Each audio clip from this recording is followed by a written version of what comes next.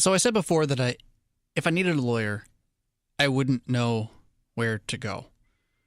So I'm very thankful that Nathan McPherson and the McPherson Group are supporting Raw, because it just so happens that within a few weeks of them reaching out to advertise here, I needed a lawyer. And I can tell you so far, the McPherson Group has been fantastic.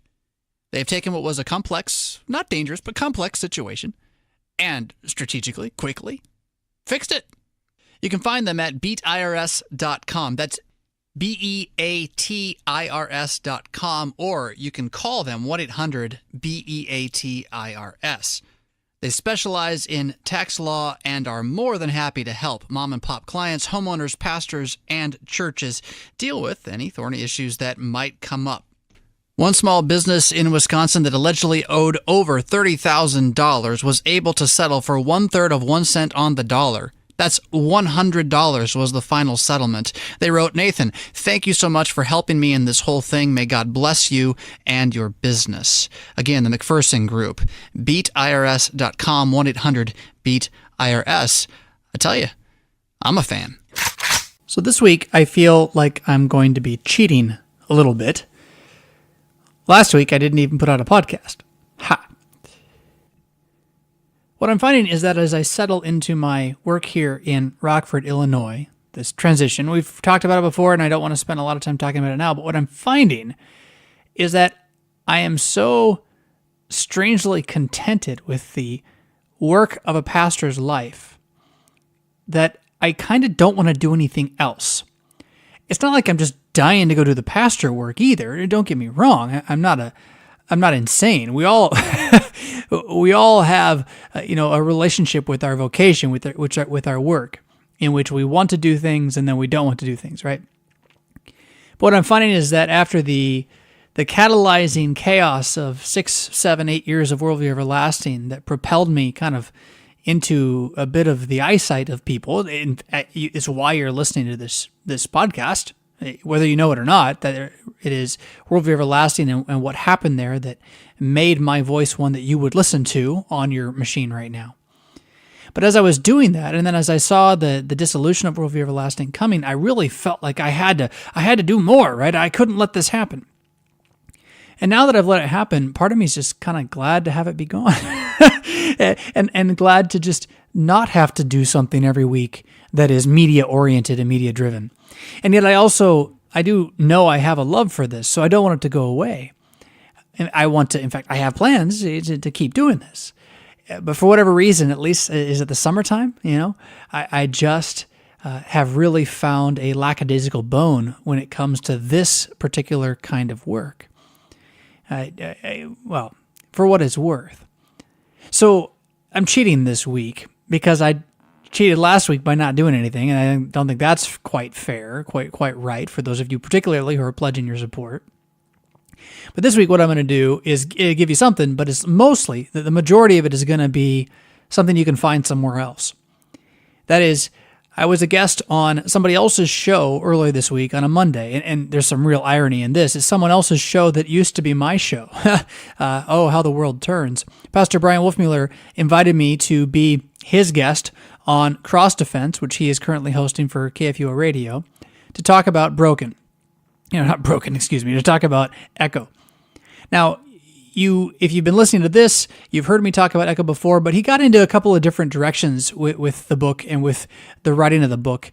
So I think it's worth listening to. I think it was new material. And so that's what the first 45 minutes of this is going to be. But then he asks a question near the end of the show that I just go off on this story tangent about.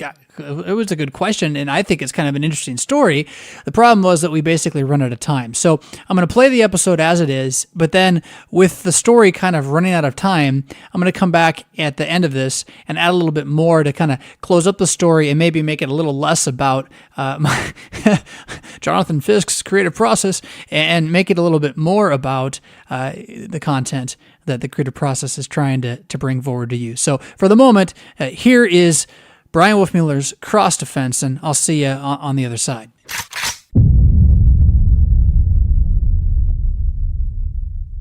I'm Pastor Brian Wolfmueller. You are listening to Cross Defense. We're going to go to a short break, and we're going to be back on the other side with my great friend, Pastor Jonathan Fisk, talking about his book, Echo. We'll be right back.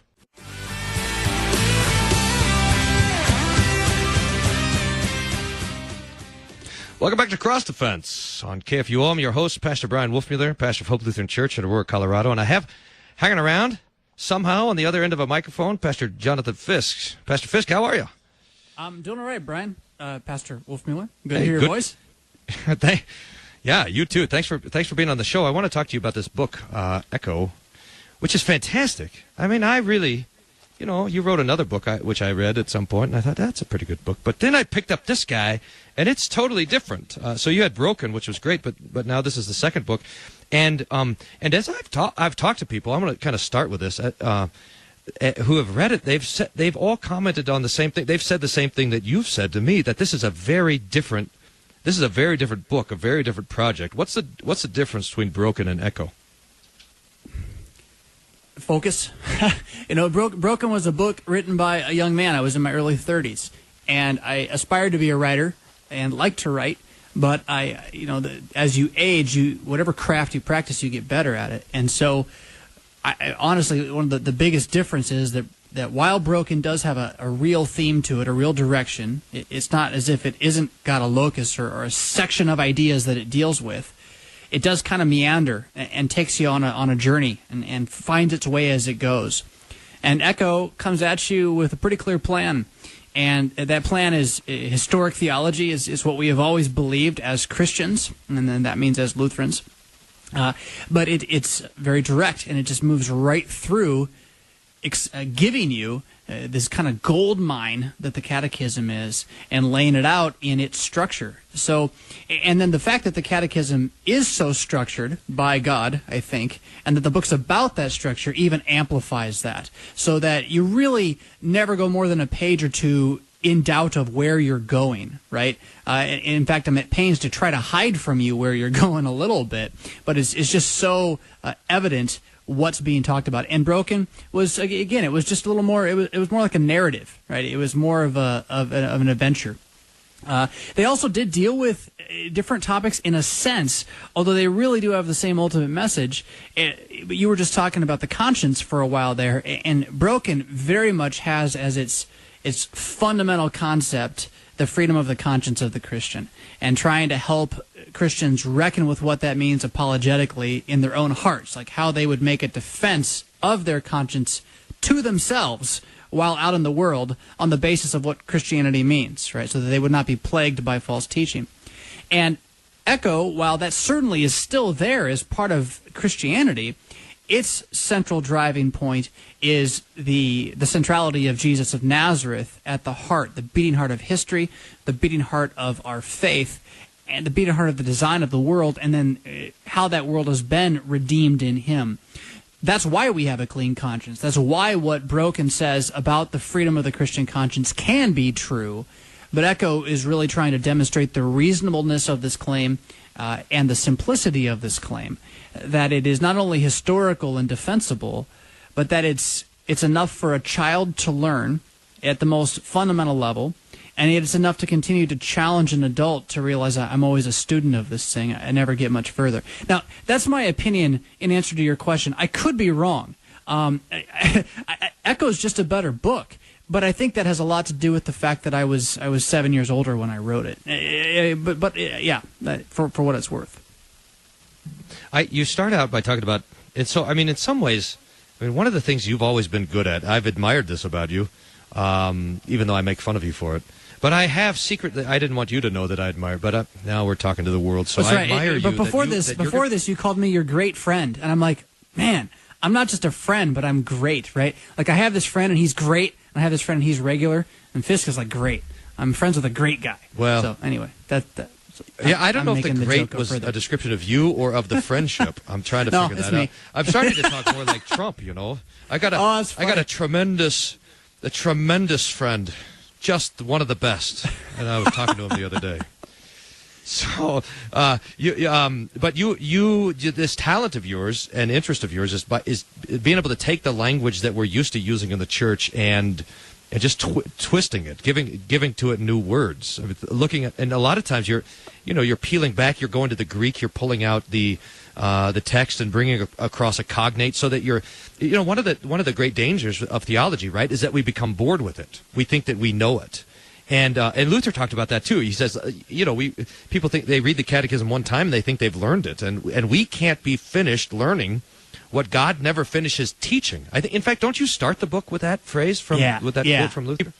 I mean, the book is the result of 15 years of that phrase convicting me back when I was just a seminarian and telling me, this is you arrogant jerk. You think you understand this stuff. You don't have a clue, is what Luther says in the Large Catechism. He says it nicer than that, but in a very convicting way, and that's how I took it for myself. And so I've been on this journey of sorts to try to believe that there's more there than I saw when I was a bored seventh grader, in a hot, dusty room on a warm Wednesday afternoons, wanting to get out of there, wanting to, get me confirmed so I can be done with this church stuff. There's more there. And going in and finding it, and then trying to, once I found it, share it. So it is an interest of mine in this sense. I want to understand it. And so for me to understand it, you can't just repeat the phrases ad nauseum and expect that to give you more understanding. If you want to study something, you need more than one line about that thing. You can't just know one fact. You need a book, or you need a resource, you need a series of tests, or what have you. And so for me, since we are a people of the Word, we live from this Word, to understand this Word means to find what it means. And that means more words, other words, whether they're words of history that give us the word that we have now, that study of etymology, which is a pretty boring sounding word, but I love it, right? That you find out where the word came from, and it helps you understand why we use this sound to mean this thing over there. All the way down to other words, like in our language, in English, we have so many different ways of saying the same thing. It's very unique. Not all languages are so profuse. And yet with that, we can describe things so well, and to be able to use that. There's a great danger here, though, too. You told me just a moment ago, you said, I twist the words. And it's like, ooh, what's that mean, right? Because historically, we have very good and important warnings from doctors of the church not to change the words. Don't tinker with the words, because there are always arising from within the church false teachers who twist the word to their own destruction and the destruction of others, right? And so there is a danger there, but I would like to emphasize that there is a distinction between twisting and translating. And that what Echo is trying to do is not twist the words, maybe twist the sounds a little bit, but not the words. What it wants to do is to translate the words so that I don't just have a cursory or a surface level understanding of what it means, you shall not murder, and walk away thinking, as long as I've never actually stabbed someone in the chest or shot him in the face, I'm not a murderer, right? That's what Jesus does with the Sermon on the Mount. So trying to take that tact not only to you shall not murder, but to things like hallowed be thy name, or things like he suffered, right? That Jesus suffered. That, to me, that's my favorite part of the whole book, because for me it was such a revelation to see the suffering of Jesus as an act of righteous work that he did for me from the moment he took his first breath all the way to the last breath he took, and that he was carrying the thorns of the world all the way to that cross to buy them back, that kind of stuff. To have those words opened up to us a little bit more. So I don't know if I'd call it a gift so much. I mean, if it is for others, that's great. But for me, I'm just a dunce, and I want to understand these things, and I can't unless I have more words. And now I'm just trying to share what I found. It reminds me of what Luther says in his Great Confession, that he's worried that people are going to come around after he dies and say, "Oh, Luther didn't go far enough. He didn't know these things. That's why he still said that the body and blood was in the supper," and things like that. And Luther says, "I want you to know that I've climbed the tree of Scripture. I've gone to the end of every branch, and I've looked at both sides of every leaf." So that that our investigation of the Scriptures is a thorough investigation, that we've turned over every single word in there. We've looked at every single leaf. And I think in some ways I see this project of yours is going to the end of the branch of the Catechism and flipping over every leaf, every word that's in there, and dislodging the cliches so that we can have a fresh take at it. So just as an example, I think one of our problems is we think of the Ten Commandments like I think our common understanding of the Ten Commandments is like the rules that are posted outside of the hotel swimming pool, Right. Pool is open till 10 o'clock. No glass allowed in swimming area. You must rest for 30 minutes before you swim. If you're under 12, you have to have adult supervision. In other words, it's just kind of it's just a list of do's and don'ts, and it doesn't go any further than that. You come along and you call them the 10 parts of being creation.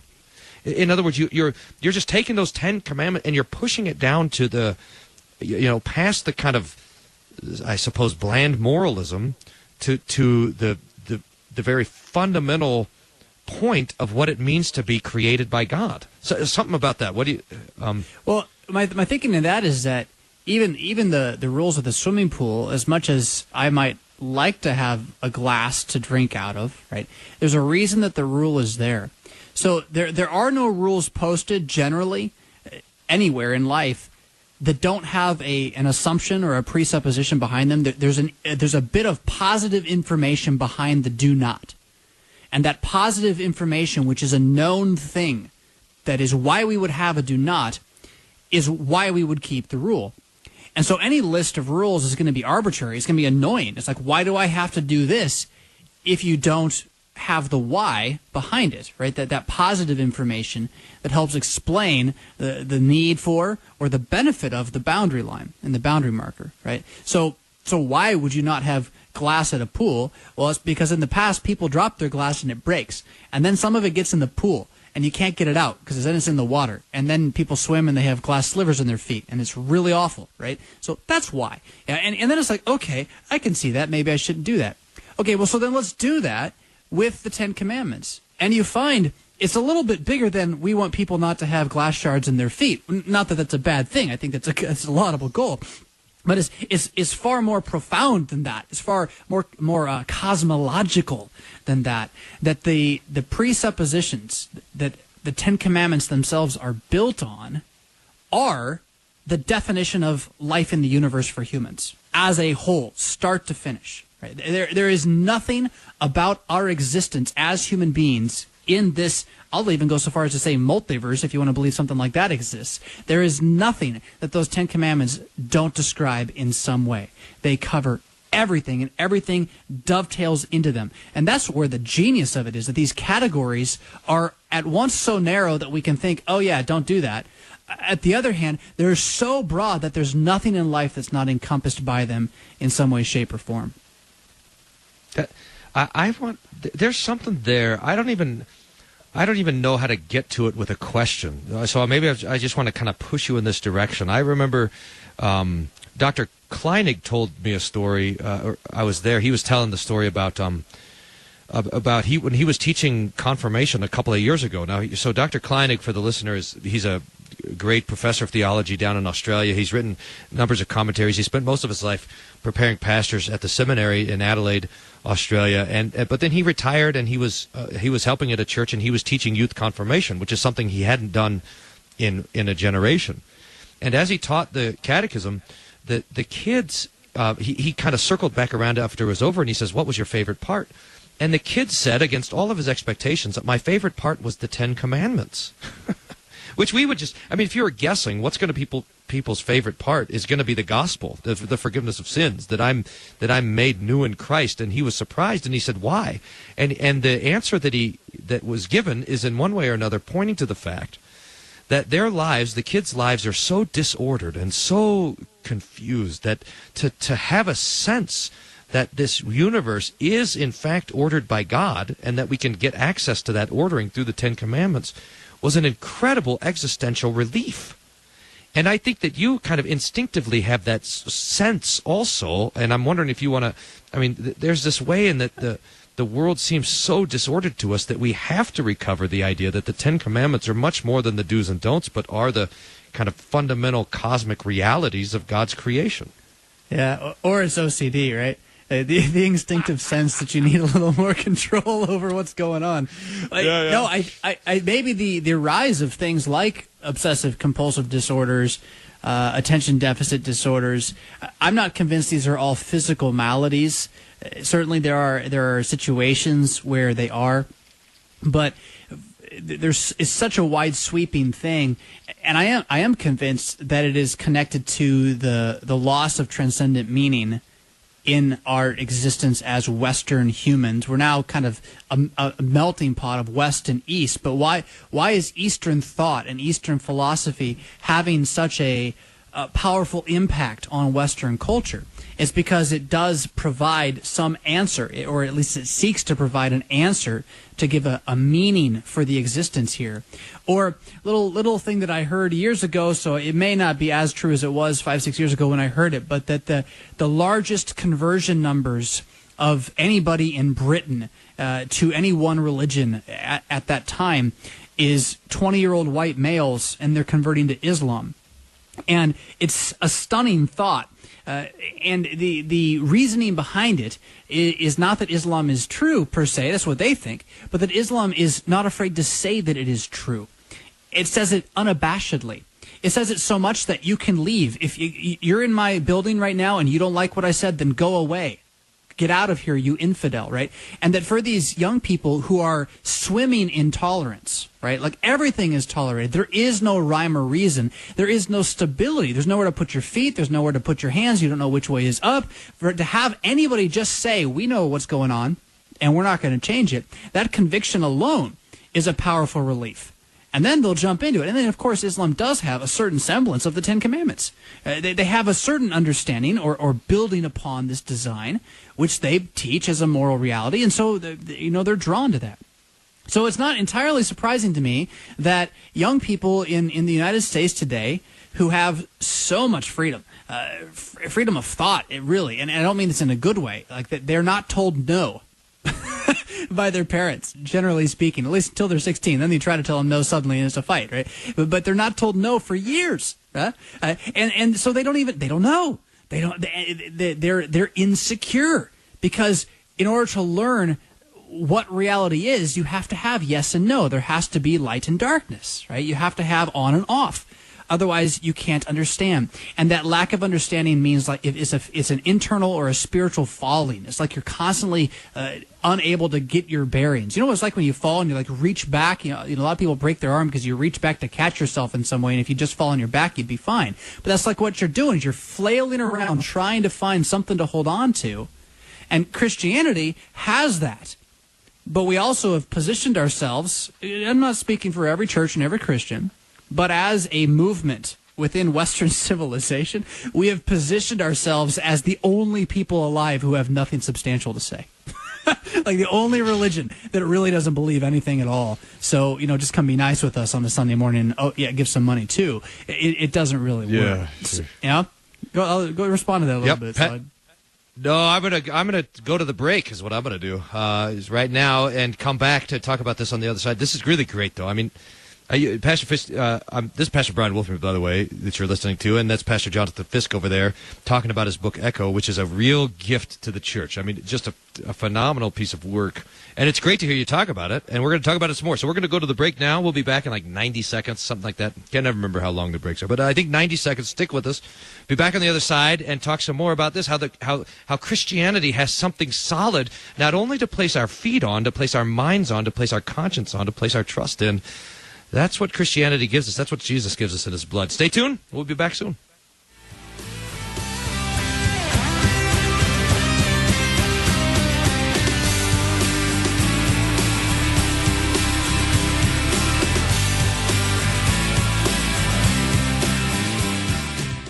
I'm World Lutheran News Digest host Kip Allen. Every day, things happen that affect the lives of Lutherans worldwide. Whether it's mercy efforts to a disaster-stricken community, threats to religious liberty, or cultural trends, World Lutheran News Digest takes an in-depth look at one issue each week as I interview newsmakers and experts, while Sarah Golseth presents a quick look at the week's news. World Lutheran News Digest may be heard every Wednesday at 2:30 and Saturday at 9:30 on Worldwide KFUO. When you went car shopping, you meant business. You aced vehicle history searches and test drives. You out-salesmaned the salesman. Now you've got your wheels. If you manage that, you can get your retirement plan on track. Visiting aceyourretirement.org can help. With 401k tips and smart saving strategies, you'll have the info you need to get more for your future. Go to aceyourretirement.org, because when it comes to speeding past financial challenges, you're an ace. Brought to you by AARP and the Ad Council. When Martin Luther King Jr. delivered his now iconic "I Have a Dream" speech, it was a defining moment in the civil rights movement. A speech rich in biblical language as he quoted from numerous biblical passages, including Amos 5:24. No, we are not satisfied, and we will not be satisfied until justice rolls down like waters and righteousness like a mighty stream. And from Isaiah 40. I have a dream that one day every valley shall be exalted. And every hill and mountain shall be made low. The rough places will be made plain, and the crooked places will be made straight. Martin Luther King Jr. used biblical language to inspire a generation to stand up to injustice and to hope for a better future. Engage with the Bible. Let its language inspire you to create a better future. Brought to you by Museum of the Bible.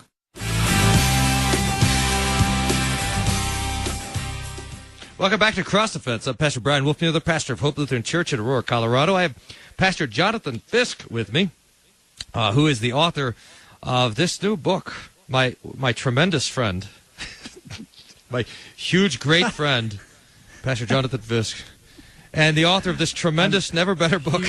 And great. It's awesome. And tremendous. Echo, which is really a great book. In fact, I've been, I was just telling Pastor Fish, I think this is going to work. We're going to try to get a copy of this book sponsored to every incoming freshman of the Concordia systems. We're still working on a plan to get that done, but if people are interested, I'll post something up about that on the blog, which is wolfmuller.co, wolfmuller.co. I think we'll have some details finalized tomorrow, so keep an eye out in the next week for that. I'll announce it here on Cross Defense as well, because I think this book is so helpful. I mean, one of the dangers, we were talking about this before, one of the dangers of Christianity, of theology, is that we think we've learned it, and so we go through catechism class, and now we think we've got it, and we have to fight against that. It's kind of theological sloth or boredom or Acadia, the old guys called it, and to reinvigorate our imagination with the truths of Christianity, which are not only the truest of all truths, if you can say something like that, but they are the best of all truth. The truth is always the best. The things that are true are always the things that are the most beautiful, and that's certainly true of the Ten Commandments, and especially of the Creed, the gift of the gospel that the Lord Jesus gives to us.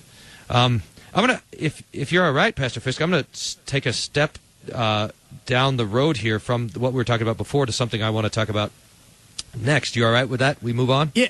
I want to say what I think is neat about your plan to get this book in people's hands, and it's not just about having something that I wrote do well. That's a nice thing when it is, but yeah, I think what the Catechism itself has is the ability to unify people. It is a simple expression of the belief that Jesus says, "I will draw all men to myself, and if you love me, you will keep my words." And the Catechism historically is the most boiled down words for us to be together on, for us to have a common union with. And what Echo is trying to do is to give us American language for those words. And to have that happen to a whole generation of people at the time when they're most ready to have their minds formed. It's not a book you have to be a hyper-Lutheran, liturgista, kind of a Nazi for worship styles to get something out of you. You don't even have to be a Lutheran at all, I don't think. I think you could be of a number of different groups and read this. You'd get Lutheranism out of it because the Catechism is the foundation. But my point is, you can be on different sides of the political spectrums within, say, the Missouri Synod, and yet this book would bring us closer together and would enable us, I think, if we all had this mind that comes from the Catechism, not from me, but from the Catechism, I think we would be enabled to see where we stand in these dark and evil days and make a good punch at the world that's out there. I'd love to see what would happen if a generation of people had that toolbox at their ready, what they would do with it.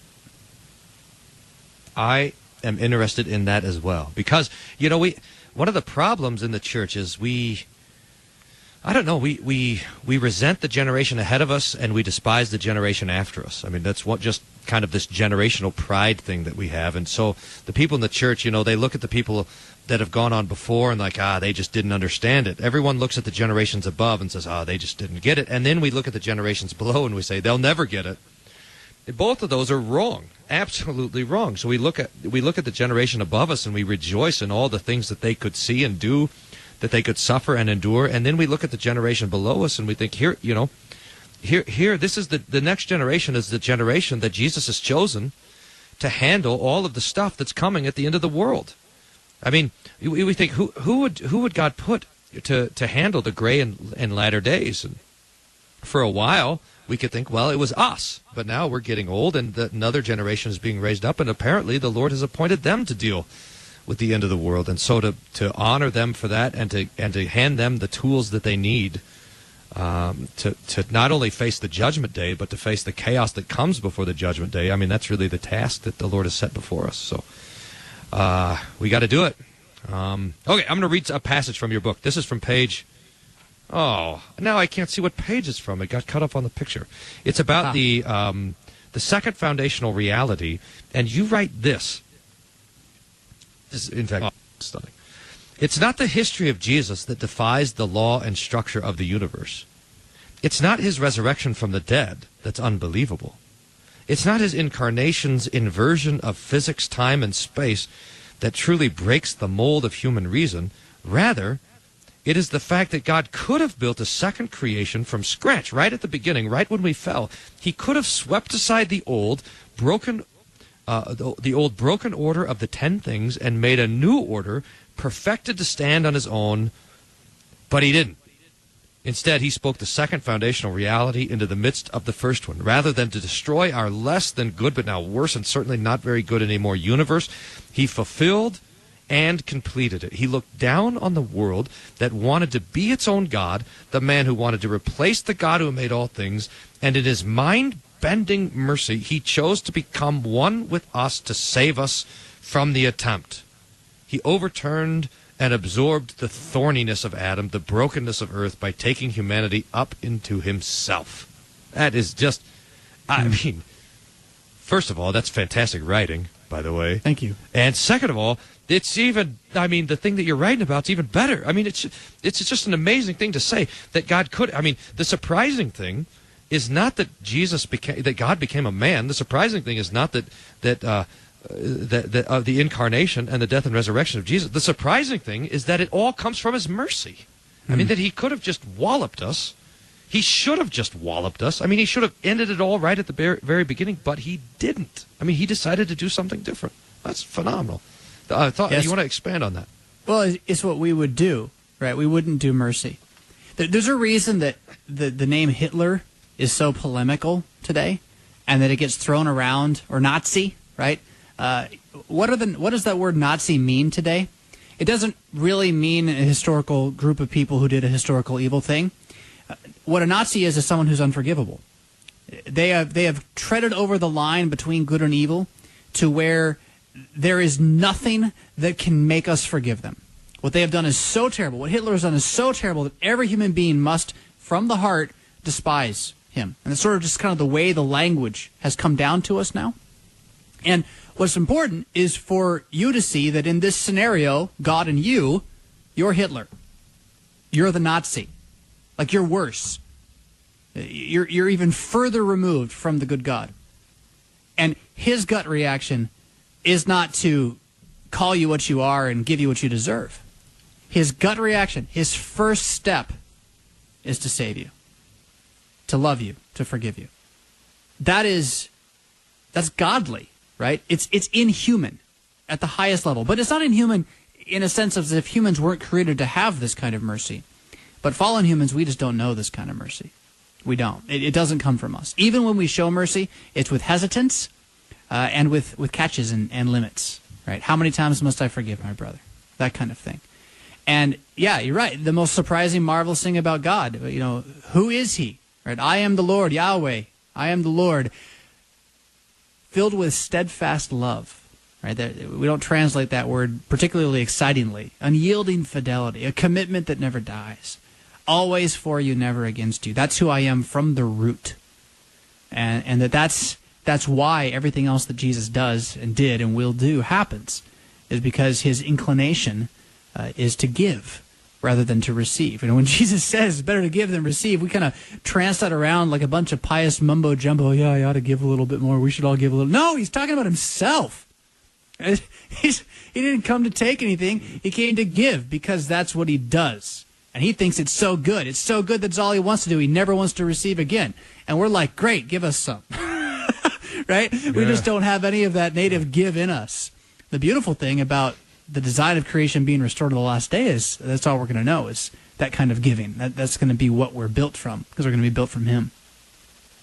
It's stunning. Yeah, Jesus says, who's greater, the one who sits at the table, the one who serves? But I am among you as the one who serves. He says it in Mark like this: I did not come to be served, but to serve and to give my life as a ransom for many. That this is precisely who Jesus is. So that when the prophets say stuff like, my thoughts are not your thoughts and my ways are not your ways, my thoughts are higher than your thoughts, we normally think, well, that means God is a lot smarter than us. Like God can figure out how to invent a black hole or whatever, which is true, no doubt. It's true, but that's not what it means. His thoughts are higher than our thoughts because his thoughts are on mercy. I mean, his thoughts are higher than our thoughts because he says, I'm going to become one of you, bear your sin, suffer in your place, and die for you to save you.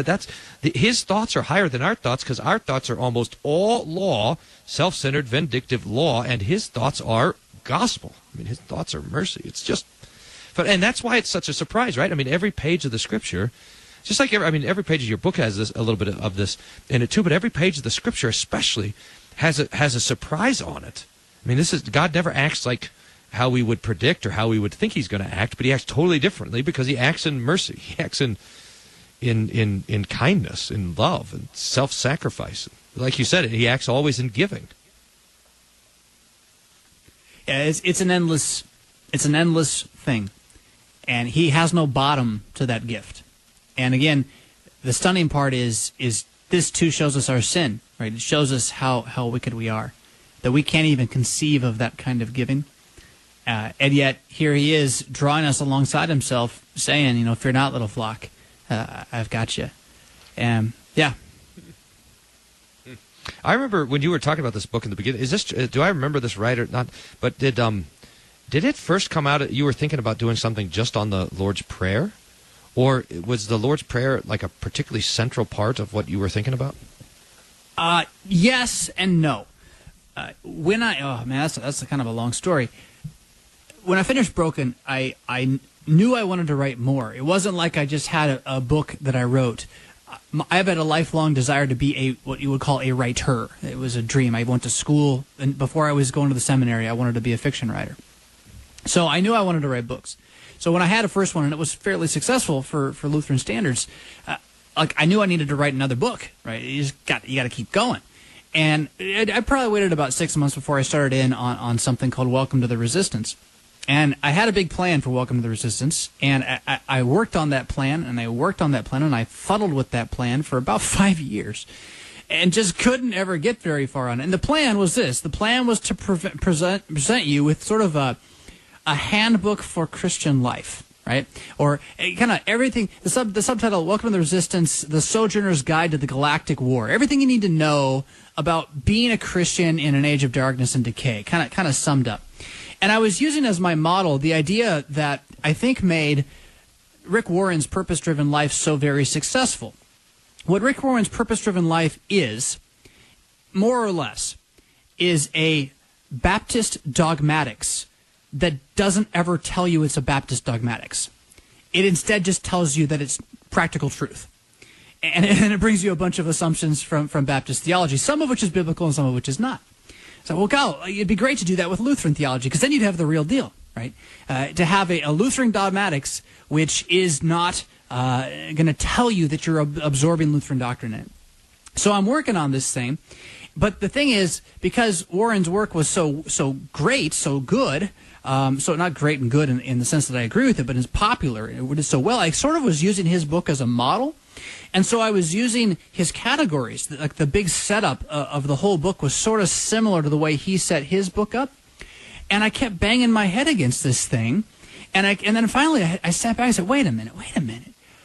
If he's bringing me a Baptist dogmatics, that means it's not like it's just the words on the page are Baptist understanding. It means that all the categories are Baptist categories. Where he starts is where Baptist theology starts, and where he finishes is where Baptist theology wants to finish. So I can't use his book as a model at all. I have to find Lutheran categories and put them in that function. So I'm like, okay, well, what do I use? Dr. Francis Pieper's Christian Dogmatics? Is that what we do?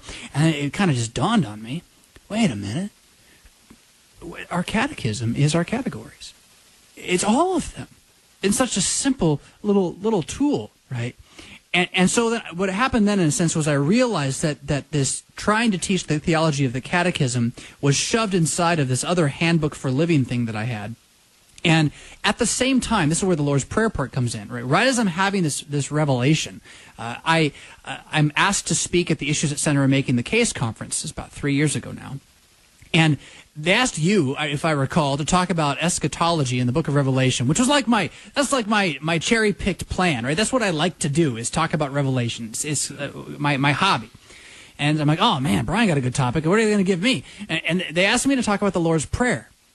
And I know nothing about the Lord's Prayer. Like, I couldn't talk for 5 minutes about the Lord's Prayer. I mean, I could teach catechism class on it, right? But I wasn't ready to really dive into an hour-long presentation on this in front of a big audience. But as I then studied and prepared for that, I began to really just find things in the Lord's Prayer from the large catechism largely, but elsewhere that I had never seen before. And then that talk, which was received very well, dovetailed into me using Ten Commandments, Creed, and Lord's Prayer as the totality of this book. So really the back end of this book is a flushing out of that talk. And then the front end of this book and all these pictures, they're connected to another thing, that when I started teaching confirmation class years ago, I would use these stick figures to kind of try to draw pictures of each commandment or each piece that was happening to try to give a visual understanding, not so much so that the kids listening would understand it, but so that I could understand while I was talking. You're like this too, I think, right? When you talk, you write on a whiteboard so that you can remember what you're saying, yep. And so that it makes sense to you, even if no one else gets it. And so I'd set up and eventually gotten to this thing where I could do the catechism in an hour with these stick figures. So I took all of these pieces and pulled them all together into this book, and I really wrote the thing in about a year because it was all already set there, and if I had to figure out I can't do it in Rick Warren's dogmatic categories, I got to put it instead in our category. Once I realized that, the thing just kind of took on a life of its own. So I don't know if that was what you wanted as an answer, but there's your author's interesting little bit about where the book came from. That's fantastic. I appreciate that. Pastor Jonathan Fisk, author of Echo. Pastor Brian Wolfmuller here on Cross Defense. We got to get this book out, so stay tuned for plans for that. We'll talk about it more next week. All right, so listening to that again, here's the thing that is why I think that's not just a story about how I figured out how to write this book. I think it's really important to understand that when you are trying to believe anything authentically, deeply, for real, right? Or even better, try to take what you believe and communicate what you believe authentically and for real to other people. When you're trying to build a life upon what you believe that is not simply pie in the sky, it's not just you kind of wishing something toward the air, then the issue of first principles becomes pretty significant. What do I mean by first principles? By first principles, I mean the assumptions that you live your life by. Not the thoughts you come to, or the conclusions you make, or even the logic by which you make those conclusions, which is very important in its own right. Without logic, you're in quite a bit of trouble. But the things that you assume that can't be proven by logic, right? Logic itself is one of those things. When you make an argument, you are assuming that it is logical to be logical. You can't prove it. If I were to try to show you a math equation that proved the logical value of logic, I'd have to start at the end. And you can't. It's a fallacy in itself. You can't prove something that is its own premise. Why is the sky blue? Because the sky's blue. Well, that doesn't prove anything, right? So you have these first principles like logic that are groundwork. They are assumptions. And when you're talking about Christianity, one of these things, for example, is the resurrection of Jesus Christ from the dead. One of these things is the existence of there being an almighty creator God. Now, are we just assuming this out of the air? No, not exactly. But when you're quote unquote doing theology, when you're thinking about what it means to believe in God, or communicating what it means to believe in God, or even better, having a conversation with another Christian about the impact of that existence of God on you, first principles, groundwork assumptions are the common understanding that lets us build confession, that let us build a common union with each other in the words, right? To be of one mind. And part of what that means then, this first principles idea, that we have them, that there is such a thing as first principles, means that you can't just go and borrow first principles from some other worldview and have it not impact your own. You can't take the assumptions of a pagan about God and just kind of make them your own assumptions, or even take the words that they would use and make them their own words without bringing some of those assumptions with you. This is what the ancients meant a little bit when they talked about the law of lex orandi, lex credendi. As you pray, so you will believe. Or the law of speaking is the law of believing, and the law of believing is the law of speaking, which is to say that when you use words, eventually it's going to change the way you think. The words themselves will shape your future thoughts, whether you know it or not, just by repeating them. And at the same time, your current thoughts should be shaping, or not should, will be shaping your current words. So if you see someone who's saying one thing, yeah, but not doing what they say, it betrays to you they don't really believe that at all. Because what they really are going to be doing is what they actually believe. Because the law of believing is the law of words, right? So they'd have to be, it's not that just that you would speak it, right? It's not just that you would have words. You can't lie. It's possible to lie to yourself and to others. But that what's in the heart is going to be shown by what's in the life, and what's in the life is going to influence what's in the heart. Yeah? You with me on that? So first principles are like that. And the thing about when I was trying to write a book about Lutheran theology with the categories, the first principle categories, the places for thinking about God developed by Enlightenment, rationalistic, pragmatic Baptist thought, no offense to you Baptists out there, but that's what it is. Well, it couldn't help but cause me trouble as I tried to figure out how to move out of their way of talking about the opening things about God, early things about God, into the things that really matter. How do you move on to baptism when you're dealing with Baptist categories? Yeah? Now, I actually just paused the recording for a moment and went and looked at the old copy of this book, Welcome to the Resistance, which, God willing, will be written someday, to try to figure out, okay, so what were these categories that were giving me so much trouble, so I could try to share them with you.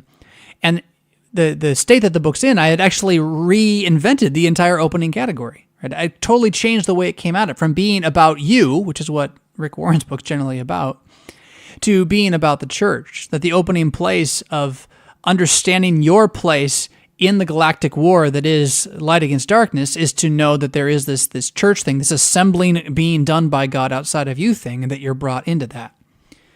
Now, I'm not going to go off too much on a tangent on that, but where this becomes important now, if we can kind of extrapolate this. So I learned that by trying to use Baptist wineskins to put Lutheran wine into, pun intended for you teetotalers out there, when I tried to do that, it became so difficult that it was doable. Like, I could have finished it. It just would have taken me 30 years, right? It took me 5 years to write the first of 7 sections, right? But it was happening just very slowly. But what was so much easier and so much more effective was to use Lutheran categories instead. To just pull the substance of it right out of the middle of the heart of the thing and put it into the words or the segments or the understandings, the principles. Put it in the first principles that we've been using for hundreds of years. 10 Commandments, Creed, Lord's Prayer. Boom. Done. Right? And then what we can learn from this, what you can take from this, is how you would approach things like tradition in the church, how you would approach things like dogmatic categories, and even the way that Echo itself, and we talked about this with Brian, I've talked about this with some others as well, I think this is tremendously important, that Echo is not attempting to replace the words of the Catechism in any way, shape, or form. Doesn't want to do that. We don't want to make up something new here. What we want is to retain something. We want to hold on to something that is more ancient and more great than any of us. We don't want to lose its meaning. Yeah, we want to be able to hear "Thou shalt not kill" and know what it means in all of its depth, which is so much more than just don't actually shoot people, in rage-inspired craziness, but actually is love your neighbor as yourself in his body. Look out for his good, right?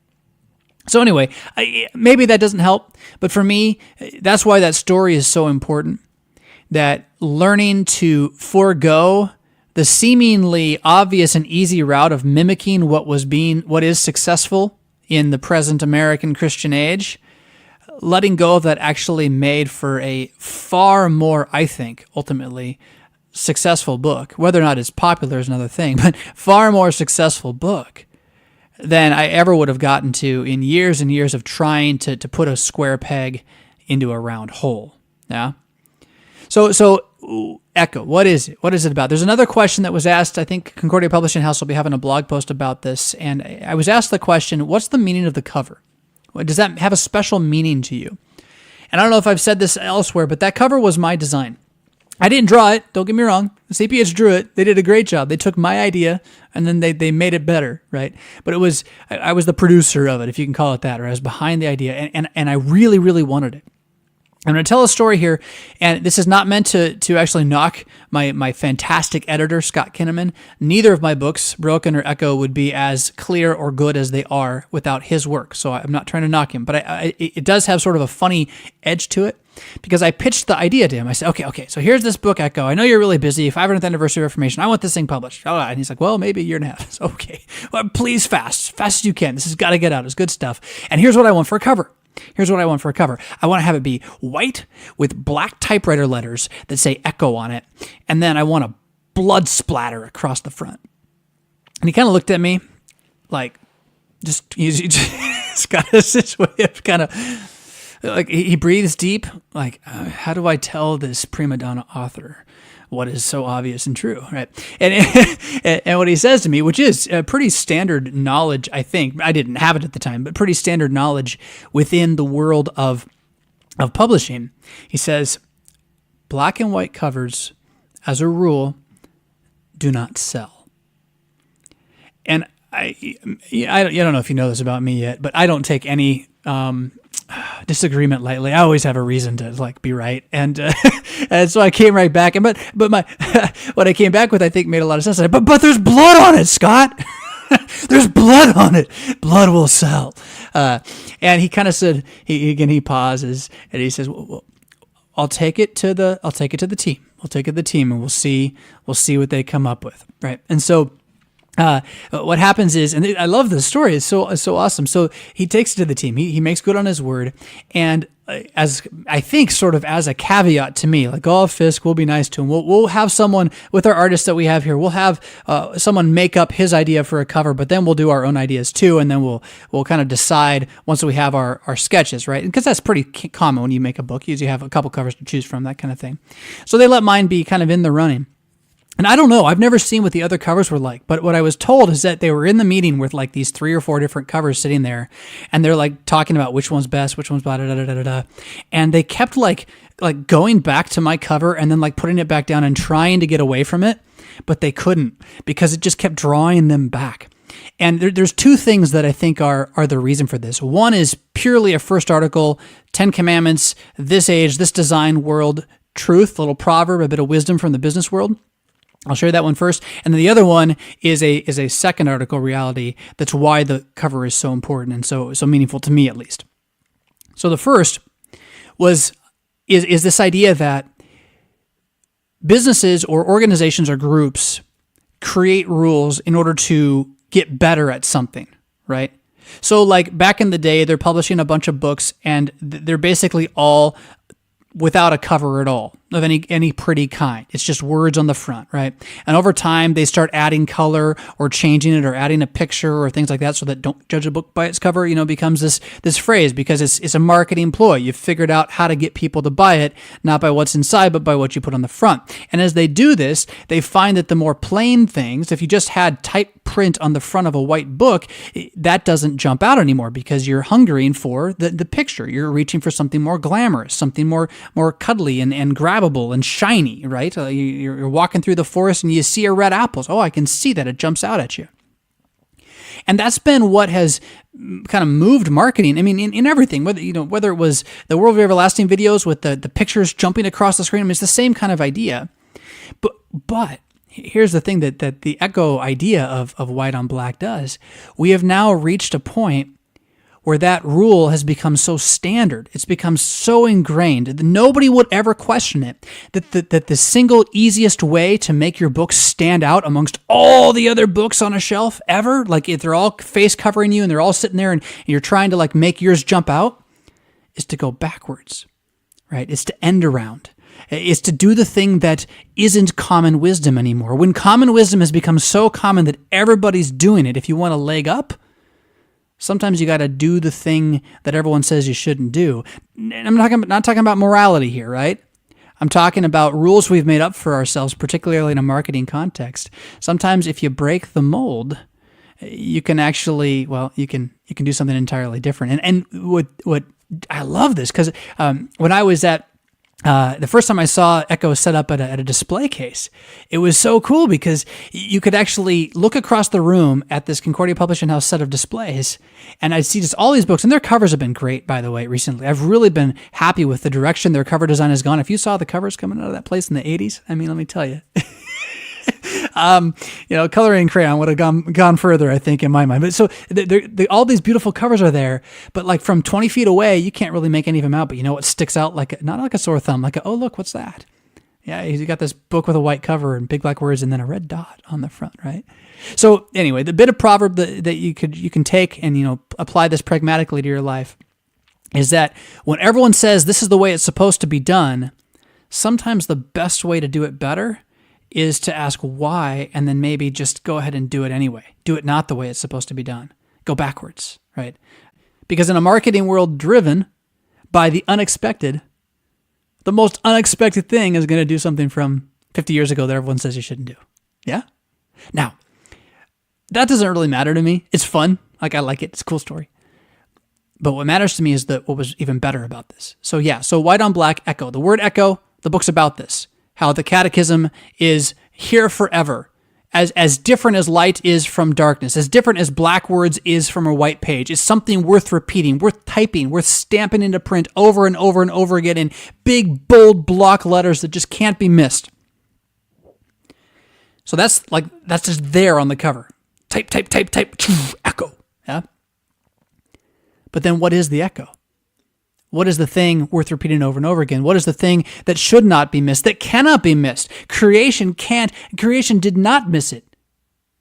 It's going to have an impact and an effect on creation itself. The whole creation's groaning with eager expectation, waiting for what has already been stamped on it to have its fulfillment in sight. And what is that? Well, obviously, it's the death of Jesus Christ. And I get this, I like to think of this as how I envision this book, and they caught it so well. So the echo of the cross, right? Just put the book with the word echo at the foot of the cross, and Jesus is strung up there hanging on it, and he's got, he's been whipped, and he's got spikes through his hands, and this trickle of blood runs off his elbow and falls, right? And there's like this glimmering moment in kind of movie style where the sun is covered by darkness, and the clouds are rolling in, and that drop is falling through the air, and it's kind of silent. All the yelling goes away in this silent, surreal moment, and then splat, right on the book, right on the echo, and the blood just flies out in every direction. And the point is not that it's actually Jesus' blood on my book, except for that it is. The point is that that's what's happened. That blood did fall off of Jesus onto the ground and splattered with an echo that continues to be repeated again and again and again, all the way down to you and me. And it's going to keep going until he comes back. And even through all eternity, that blood that splattered is the echo that will never die. That's why I like the cover. Because every time I look at it, I see Jesus for me. And I wrote it, well, if you picked it up, right? I wrote it for you. Because that's what the gospel is. Jesus for you. It's worth repeating, isn't it?